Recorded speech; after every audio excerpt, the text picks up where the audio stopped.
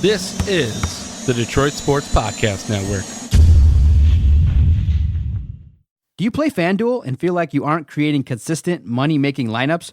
Go over to the DFS Doctors on Twitter at the DFS Doctors and DM them with promo code Detroit Sports to get a free trial for their analytically formulated 70% lifetime profit rate NFL and NBA lineups. The whole purpose of playing daily fantasy sports is to get out there and compete and give yourself a chance to win. So go over to the DFS Doctors. Let them help you.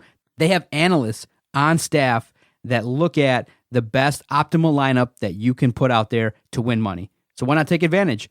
At the DFS Doctors, promo code Detroit Sports.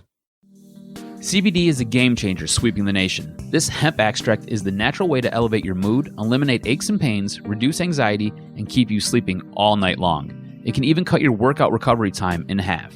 Get in the game today with 20% off all orders of CBD and lavender products from Lavender Lane, a lavender farm located right here in Milan, Michigan. Just go to lavenderlanemi.com today and enter coupon code Detroit for 20% off your entire order.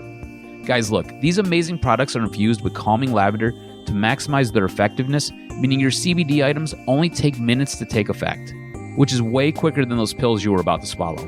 On top of it, they are perfect for men and women. Lavender Lane has lab-tested CBD creams, tinctures, and roll-ons that are perfect for any situation, even if you're on the go. Put your health back in your hands by heading over to lavenderlanemi.com and entering coupon code Detroit for 20% off your entire order of CBD and lavender products. What do you have to lose? Your satisfaction is guaranteed or your money back. So if you need lavender gifts for your loved ones or just looking for the natural way to ease your discomfort with CBD, go to lavenderlanemi.com and use coupon code Detroit to unlock these miraculous benefits of CBD and lavender. That's lavenderlanemi.com. And remember, use coupon code DETROIT for 20% off your CBD and lavender products from Michigan's own Lavender Lane. Is there a sports podcast in Detroit that people are talking about? Hey, everybody, this is Freddie Cohen of ESPN Radio. When I'm not talking about breaking news or breaking news on ESPN Radio, I'm always a fan and listen to the Detroit Sports Podcast, and so should you.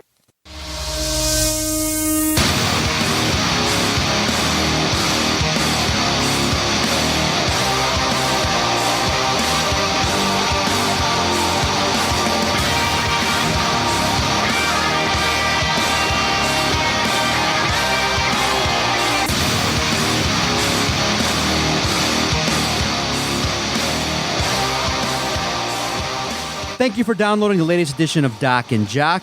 I am the Doc, John McAroon, joining you post-Christmas by myself. Look, everybody here at the podcast worked so hard this year. We grew it. We continue to execute our game plan. We wanted to work really hard in 2019, despite the fact that a lot of the teams here in town, in Detroit, really did not perform well.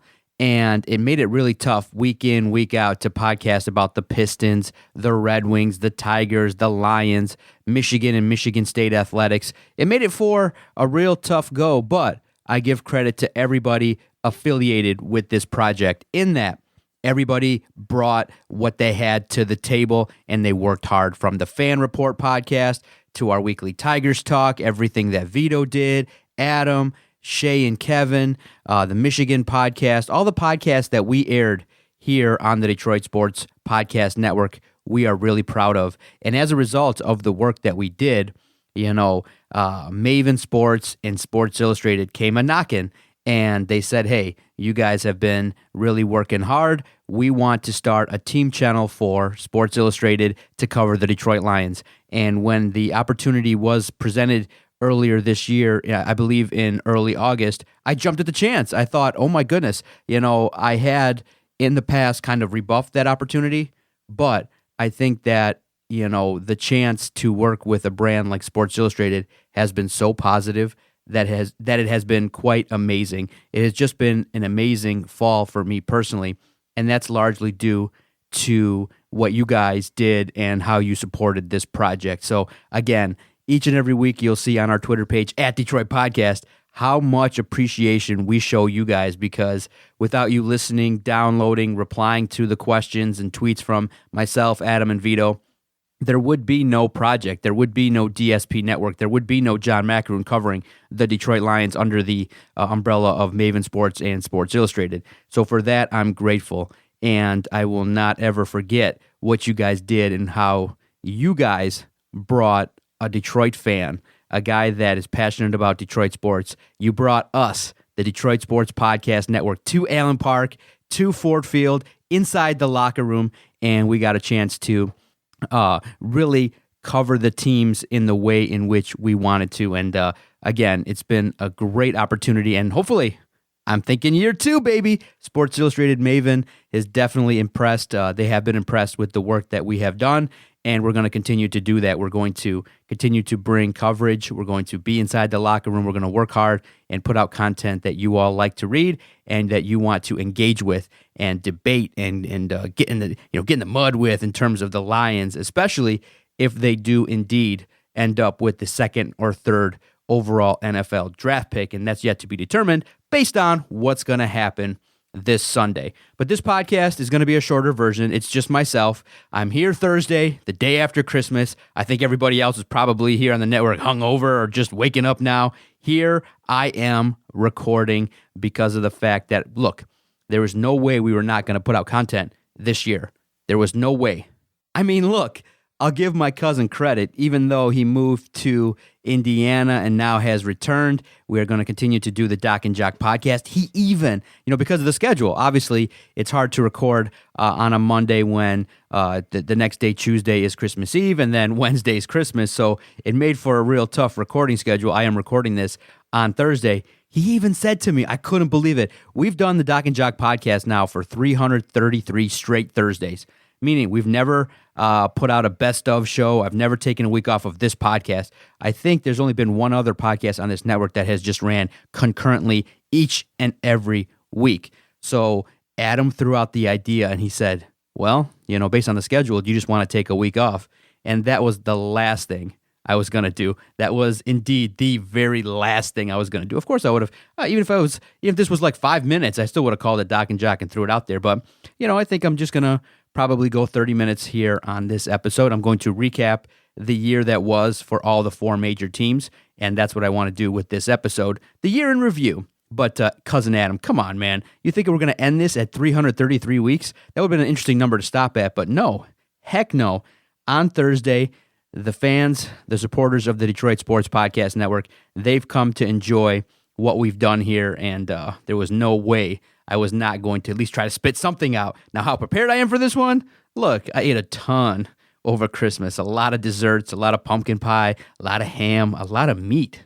Oh my goodness, so much good food that probably when I have my physical this upcoming Monday, the doctor's just going to be like, holy cow, I think your numbers are elevated and not in the positive direction, but we shall see. I got my physical this Monday after the holiday. I'm like, why did I schedule it for the Monday after the holidays? But we shall see how it's going to play out. But for the year in review, I'm probably going to start with the lesser teams and then work my way to finale, probably talking about the Lions. I think I want to start with the Pistons in terms of where they're at, where they've been, and where they're going.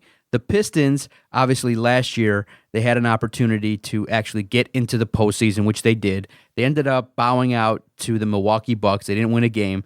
Watching the series, you knew that the Pistons weren't in it. They weren't going to compete. They weren't a team that was actually good enough to compete with the Bucks on the floor. And you saw Andre Drummond basically get dominated by the Bucks. And you realize, wow, this is the gentleman that is being talked about here in Detroit as a guy that needs to be re-signed. Yes, look, he does bring a great skill set to the table. I'm not discounting his skills. But at the end of the day, to build a winning team, you don't need it. In today's NBA, if you let go of Andre Drummond, if he's healthy enough and he can continue in this season to play at a decent level, look to move him.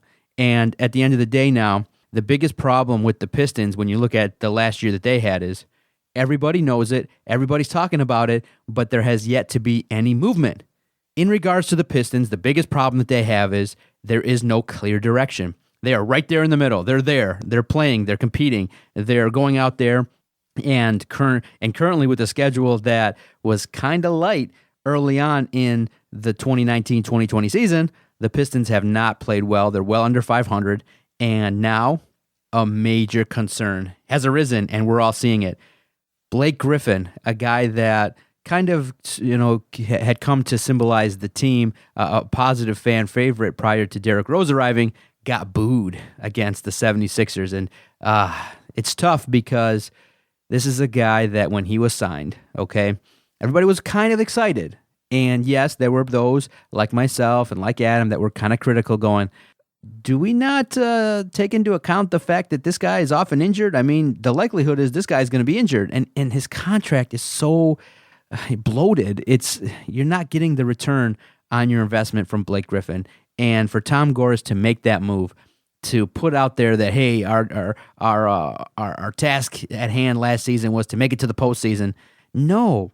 The task at hand was to build a roster that could compete. The task at hand is probably now to tear down this roster, move on from Derrick Rose, move on from Drummond, move on from Blake Griffin, trade as much as you can. And those that disagree and those that are online heavily and going, well, we can't just trade these pieces for nothing. That'll just delay the rebuild. Look, at the end of the day, nobody is supporting this Piston team in its current form. Nobody wants to see this team play at this level. Sub 500 basketball there at LCA. It's half empty all the time. There's no buzz. There's no positivity.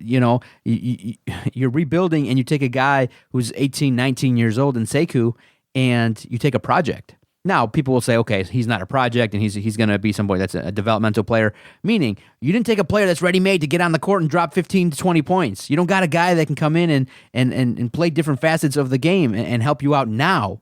So Dwayne Casey is hamstrung. He's stuck. He's trying to change the culture, trying to instill his offense, and you look at games where the Pistons cannot shoot a three. You look at a team now that's really a basement dweller, a team that's not good, that's just basically fighting for the 6th, 7th, 8th seed. That's what they're fighting for. And so anybody that's watching the Piston team is just like, tear this shit down. Finish it off. Declare, okay, the Wings have done it.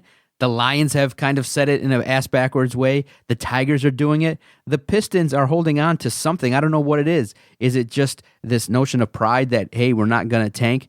We're not going to just tear this thing all apart. We're going to fight all the way until we get to the 8th seed and get blown out again in the postseason? What are you guys indeed fighting for? Nobody understands. I mean, the national media now has picked up on it, and they've said, this is a team that's stuck in the middle. Not good enough to make the postseason and make a run, not awful enough with Derrick Rose and Blake Griffin to just tank out and lose. So where do we go from here? And I think the first salvo needs to be trading Andre Drummond. Okay, Reggie Jackson finally at the end of this year, that disastrous run that he had here, probably one of the worst runs for a Piston that was brought in here in quite a long time, that run will indeed end. And finally, we can move on from Reggie Jackson. The staunch supporters of him, I'm sorry. I apologize to you guys, but he's not going to be on this roster that much longer. So if you can get anything for him, if you can get some money, some dollars, it's just someone to please just take Reggie Jackson off our hands, do that. Derrick Rose, somebody that has already become an instant fan favorite here in Detroit based on his past reputation and what he's done here in Detroit. Come on, and hopefully he stays healthy enough that come the trade deadline, you can flip him for something. And so that's where the Pistons are at. And the biggest concern that people have now currently is the fact that Blake Griffin is playing on one leg, and he's a warrior. He's trying to battle through it, but he's hurting the team. And the performance that he's had recently, the performances haven't been that good. And when you look at this Pistons team and the roster, it's not competitive enough. It's not a team that's good enough in any facet of the game to really compete at any level that is worthwhile to talk about. So that's why on our podcast network, we talk maybe one segment a month about the Pistons. There's no buzz. There's nothing good to talk about until the Pistons come out and make that first move, whatever it may be, whether it be trading a young asset, whether it be moving on from somebody that potentially is a fan favorite. The Pistons have to establish a clear direction. So I guess if you want to grade their year, it was basically a D-, a team that stuck in the middle, that has no clear path and direction, and is not anywhere near yet starting a rebuild. So when, in fact, if they do decide to make that decision, you're looking at year one. You might not even bottom out yet. So hopefully maybe if in 2019, 2020, if the ping pong balls fall correctly, maybe you can establish and start the process of really quote-unquote tanking by getting positive players in here and starting the process of saying, okay, we want to build a roster that's going to compete. Individuals that can shoot the three, stretch the floor, play hard every night, that actually have talent. And, in terms of free agency, look, you're going to have to overspend like you did for Blake Griffin. And why are you overspending on a guy plus 30? North of 30 is ridiculous. So the biggest mistake, and I think one in which, if it's made, that would probably turn me off, where I probably would not even consider or want to discuss the Pistons, is if they do max out Andre Drummond. Can't do that. Unacceptable. The Pistons cannot max out Andre Drummond. Just can't happen. And that's where I sit here. That's my thoughts on the Pistons this year. All credit to Dwayne Casey being patient. I mean, to coach this roster when you know that the mistakes, I think, have been highlighted online with who could have been here versus who's here. I mean, look, now I get the alert. Luke Kennard out 2 weeks. Each and every game now there's a plethora and a handful of guys that you count on that aren't available. When you're looking to the likes of Bone and Christian Wood and those guys like that, Langston Galloway, it's just not enough to put asses in the seat, not enough to draw enough interest to move forward. So Pistons, hopefully in the next year, you finally decide what is up and make the decision to move forward instead of standing still. When you stand still is when you die. And I think the Pistons organization now is on the road to disaster, is on the road to apathy if they don't indeed make a move and start the process of changing this up. The culture's not right. The play on the court is not right. And so finally, I want to be able to talk more basketball. I like college basketball. I like NBA basketball. But this form, it's awful. So I'm going to move on and hit on the Red Wings next. All right. I've had a chance now for the last couple weeks to really hone in on the Red Wings and to watch. And, I hate to say it, but that play where Mantha gets taken down is kind of indicative of where the Wings are at as a franchise. Just kind of, there, putting on this bravado, but when push comes to shove, they get their asses handed to them, and Mantha goes down, and he's out. And you have the likes of veterans getting benched. There's continued talk of Jeff Blashill and his role. Unfortunately, the Wings took a chance by, placing the goaltender on waivers, but he gets picked up. So now you're left with Jimmy Howard and not much experience behind him. Bernier's okay, but at the same time, he hasn't lit it up. And you see right now the Wings probably hitting rock bottom, close to the point now where the likelihood is that the team's going to draft in the top 3. The Red Wings will have a strong opportunity. And so you look at the year that was for the Red Wings and you realize, wow, it was the end of an era with Ken Holland, and we dissected kind of his tenure and the fact that he gave way too many bad contracts out there, long-term contracts to guys that just weren't good enough, guys that just, collectively speaking, just could not get it done. I mean, the playoff streak ended, and now in consecutive seasons, multiple seasons now, the Red Wings have not appeared in the postseason, and it appears that this year the Wings will not indeed be in the playoffs, and it's a bad team. And you look at the top-end talent. You look at the likes of Dylan Larkin. You look at the guys that are supposed to be the leaders of this team. And I know that the talk of Larkin being the captain is one where, just because of the fact that he wasn't named the captain, people kind of look to it and maybe now are reading more into it, wondering, well, why is this guy not a captain? Well, if you're a captain, you're tasked with night in, night out, lifting your team up and bringing, the performances that you need to compete. And in multiple games this season, Jeff Blashill has come out and said, our compete level just hasn't been where it needs to be. Now, for me, I understand what's going on, and you start to see what Steve Yzerman's trying to do. Slowly but surely, he's starting to pick apart this roster, and some trades have been made. And so, good for Steve Yzerman. He came out, and I think the reason why the media and a lot of fans are not as rabid and attacking the Wings at this point in time is the fact that, look, Steve Yzerman came out and said, yes, I'm here, but patience. It's going to take time, that I'm here to evaluate. I'm here to kind of, rebuild this thing, and it's going to take time. And I think once he did that, you clearly establish it's a rebuild. You clearly establish this is what our goals are, and here we are. The Wings in and of itself, though, the roster that's on there, I think it's more an indictment on Ken Holland and the team that was put out there that was constructed in that manner where they're giving up goals aplenty, not scoring, goaltending hasn't been good enough, special teams not good enough, a lot of mental mistakes, a lot of things that aren't corrected, and guys basically that just haven't taken that next step. They've taken steps, but not big enough, not enough to consistently earn points in the NHL. And you look at it, and at the end of the day, it's not really acceptable to have opponents like Toronto come in and take care of business against you night in, night out. You're having these extended losing streaks. The play on the ice is not as inspiring as it needs to be. So for the Red Wings, they're at the point now where I think when you realistically look at them, they are now being deconstructed. They are being picked apart.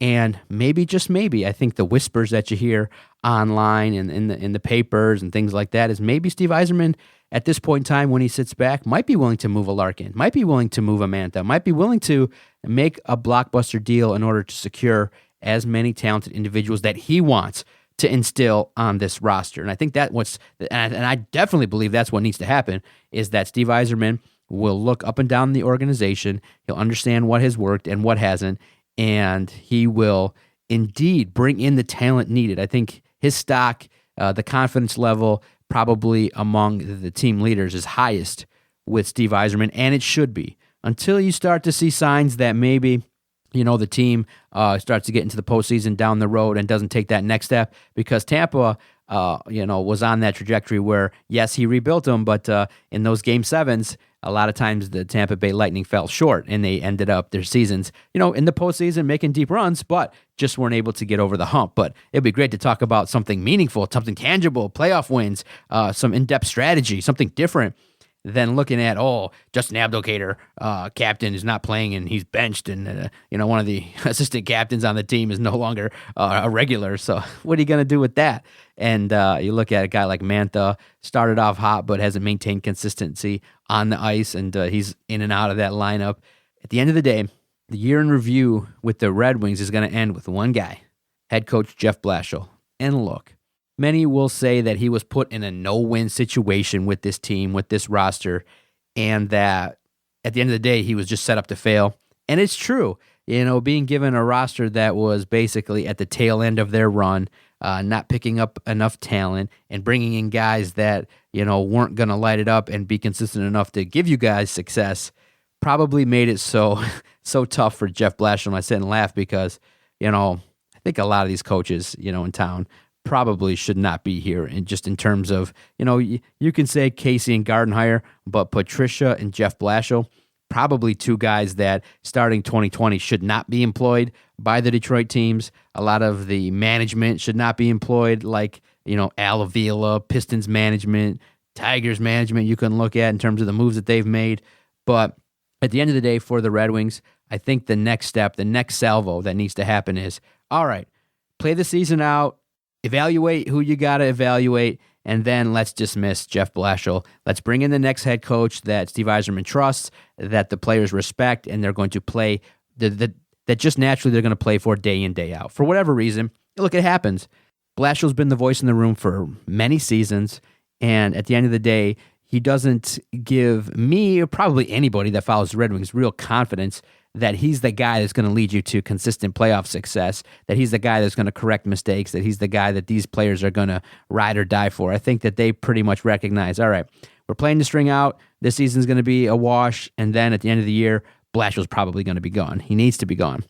And I'm hoping that's the case, because that would definitely, renew my passion, is that, okay, hit me up when Blashill's gone, and that'll be the next step. It was good that, Steve Yzerman was brought in, and that I think reinvigorated the fan base and at least gave people reason enough to peek into the Red Wings to say, okay, what are they doing? All right, they're losing? All right, I'll go down there once in a while and see, but not to really have expectation that they're going to win or play really well on the ice. But it's nice sometimes to see Washington, nice to see Boston, nice to see the elite talent that comes to the LCA. But unfortunately, that talent does not reside on the side of the Red Wings.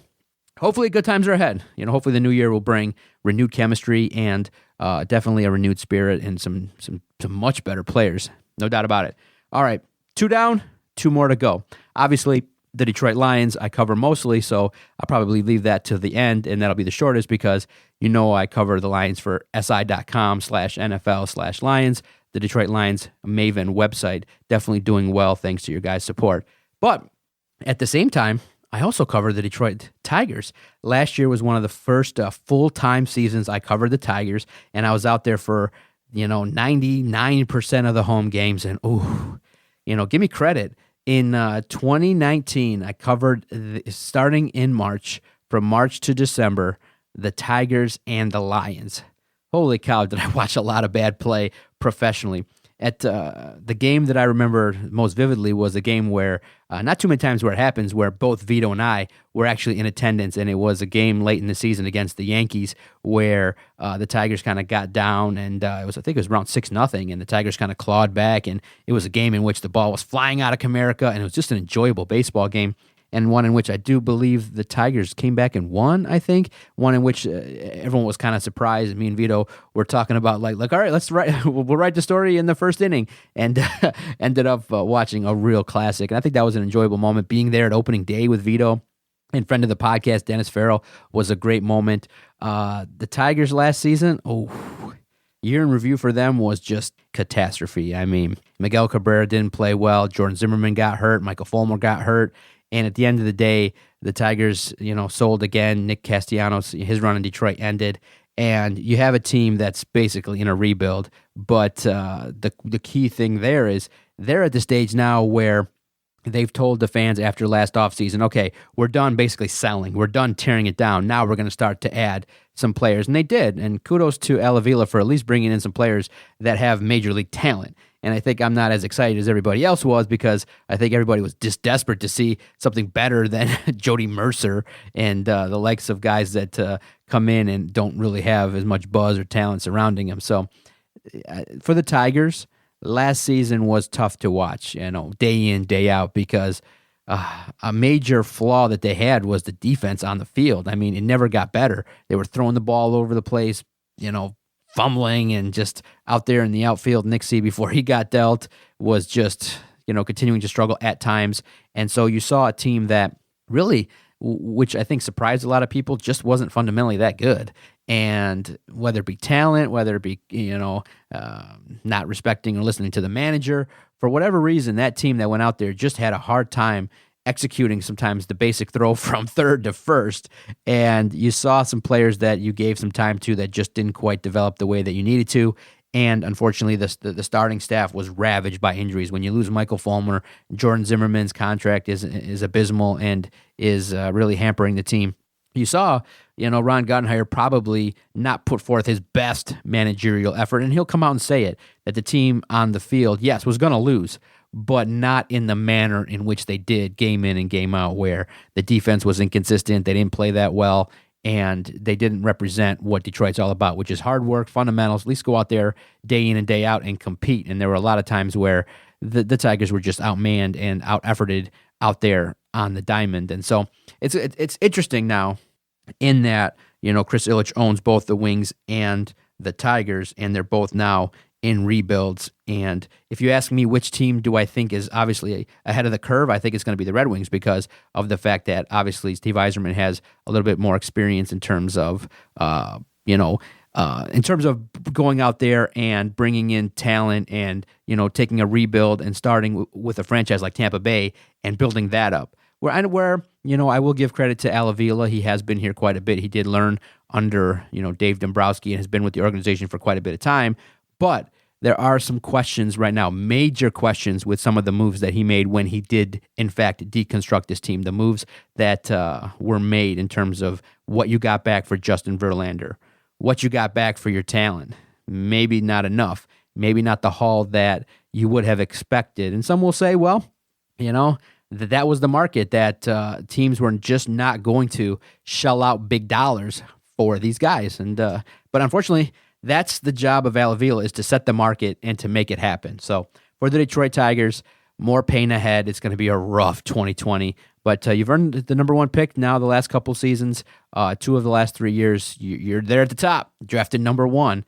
And hopefully those arms that you've invested in the last couple seasons in the draft, you go out there and they pan out. A couple of them, maybe we'll get a chance in the upcoming year to go out there and see the likes of Burrows, Manning, Faedo, Casey Mize. Can't wait to see some of those guys, as well as some of the younger talent that is going to move up through the organization. For now, a lot of our talk in Detroit sports has been the draft and looking at the minors, and that's what you got to do. You got to look at Grand Rapids, for the Red Wings. You got to look at Toledo and Erie, and the minor league system. Definitely a lot of great websites that are looking at prospects. Not the most interesting thing for me, but you have to start because that's going to make up the future of the rosters here for the Detroit Tigers in the coming years, and you got to pay attention to it. Otherwise, when they do come up, you're not going to have any awareness of what's going on. So the Tigers right now, again, stick with them, be patient, but it's going to be a tough 2020. Pay attention to the prospects, pay attention to the draft, but in terms of wins, losses next year, probably again, another probably 90, 95 loss season ahead for the Detroit Tigers, which brings us to the Detroit Lions, the year in review. Oh my goodness.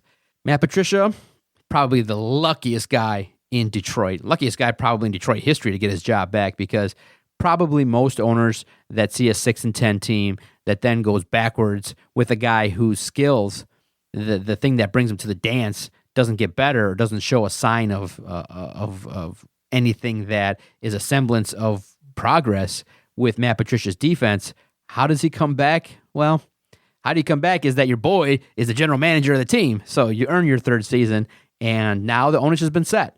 So the last season for the Detroit Lions, man, is trying. And you guys that have followed along with me definitely understand the challenge of covering a 3-win football team.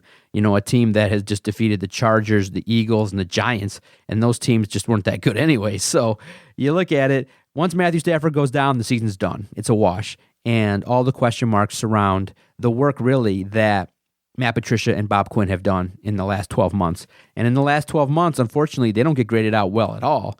I mean, the Tigers, they get an F. I think I said a D- for the Pistons. Now, here we are for the Lions. And we recognize, probably, real quick to go back, Red Wings probably get a C, just average, not too much there. Not awful, not terribly unexpected, so a C there. And probably the worst grade I'm going to give is the Detroit Lions. They get an F. Starting from the draft, not good enough. Starting from the season, obviously when you start the year 2019 against Arizona, you don't get the win and you're leading. You're playing a rookie quarterback, rookie head coach. You get a tie and your defense gave up points. You gave up the lead. That is the hallmark of the Detroit Lions in 2019. Leads and blown leads. That's been it. It's been a team that's been ravaged by injury, not enough talent, not enough depth. Obviously, when Matthew Stafford goes down, which at the end of the day, you could have maybe prepared for a little bit better by bringing in a backup quarterback. You might have been able to do that, Mr. Bob Quinn. You might have been able to look and go, maybe we need a little bit better than Tom Savage. Maybe we need the backup quarterback situation talked about in August. Everybody was like, it's not enough. It's not good enough. And when you went into the season, you just were like, oh my gosh, if Stafford goes down, this is going to be brutal. And no wins since Stafford went down. None.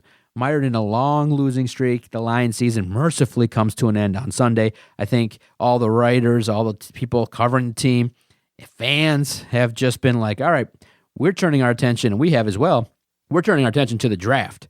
And that's what you should be. Pay attention, please. At the end of the day, the Detroit Lions just have to lose to Green Bay. They cannot win, period. Under no circumstance does it benefit the Lions to win. So, look, the majority of the roster, that's going to be playing against the Green Bay Packers isn't good enough. So I don't see, I think if the Packers play a B- game, they should be well within their capability of defeating the Detroit Lions. But top to bottom, to review the Detroit Lions, Bob Quinn didn't do a good enough job. Paul Pasqualoni definitely didn't do a good enough job. And head coach Matt Patricia needs to step it up in his third year. Otherwise, you probably are going to look at a regime change at the end of 2020. The year in review for the Lions, all bad. Terrible. I mean, you have a couple guys that you could look at to say, okay, maybe they're fundamental pieces, but top to bottom, that roster needs an overhaul. You need to bring in and change the 30% that you're going to swap out. And Bob Quinn, you got to do your boy better. You got to bring in some talent for the guy. Holy cow. I mean, you brought him TJ Hawkinson, and You brought him a guy that's a developmental player. Now, will TJ Hawkinson turn out to be a good player? That's yet to be determined. But in a win-now mode, it's the wrong pick. When you bring in a defensive coach and a guy that needs to get people to buy in, taking a luxury pick like a tight end was just the wrong move. And it's just, I don't know if the organization is even going to wait it out with Quinn and Patricia to even give us a chance to see the fruits of the returns for TJ Hawkinson. That's where they're at. Next season, the mandate has been set. Playoff contention in late December. I really hope that's the case, because while I definitely thrived off of the adrenaline from covering the team the first time, I don't know if I could do it again where you cover a 3-win team or a 6-win team or a team that right now the vitriol, the fan base has just become so frustrated and angry and upset with the organization, ownership, coaches, general managers. I just think that with the Detroit Lions, they got to turn it around and garner some favor. And it's going to start with Matthew Stafford. He's going to come back, and if he's on that field, they can stay healthy for 16 games. We'll at least give the team a chance to be around a 7-9 win team. Do they have enough to get over the hump for those 2 extra games? That's the work in the next 12 months. Improve this roster, improve the culture, and put out a defense that's going to actually pressure the quarterback and not make substandard quarterbacks look excellent. At the end of the day, when they look at that film, they're going to realize, okay, we gave quarterbacks way too much time and they picked us apart. They have to adjust to that. If they don't, if it's more of the same in 2020, forget it. They'll be gone. We'll be talking in the year in review next year about a complete overhaul. And at the end of the day, I'm hoping for success. I'm hoping that they do bring, some talented individuals here for the fans, so that we don't talk about sell the team with every tweet that I put out there, that we talk about 3 wishes in terms of playoff success, in terms of high quality performances in the biggest games. That's it. That's my year in review. Man, it did go by quick. Sometimes people say it's hard to podcast by yourself, but when you're passionate about Detroit sports and you pay attention to a little bit of everything, it makes it easy to just drop 30, 35 minutes here on this edition of Doc and Jock. Thank you guys again. Each and every Thursday, I'm the Doc, John Macaroon. Doc and Jock bring the noise. We bring the passion. We love Detroit sports. You can find the Detroit Sports Podcast anywhere your favorite podcast is hosted. All you got to do, Google it. Detroit Sports Podcast. You'll find us, subscribe, and then whenever a new show drops, usually Monday through Sunday, every single day, a couple days here and there, maybe take a day off if the time is right or the holiday or, nothing too much is going on, then we won't drop something. But most shows air every single week at a set time, and you'll get to know the schedule, and the podcast will find you. I am the Doc, John Macaroon. Thank you guys for giving us the network, the Detroit Sports Podcast Network. One of the best years ever. You've solidified our spot in the media, and I'm forever grateful. Thank you, guys. I look forward to bringing you guys the noise, having a good time with it, having a kick-ass time with my cousin Adam the Jock Strozinski in 2020. Thank you, guys. See you next time. This was locker room talk. Second dick. Sorry, Detroit. Didn't quite work out. And all I can say is Detroit Sports Podcast scores. I hear voices in my head. They counsel me. They understand. They talk to me.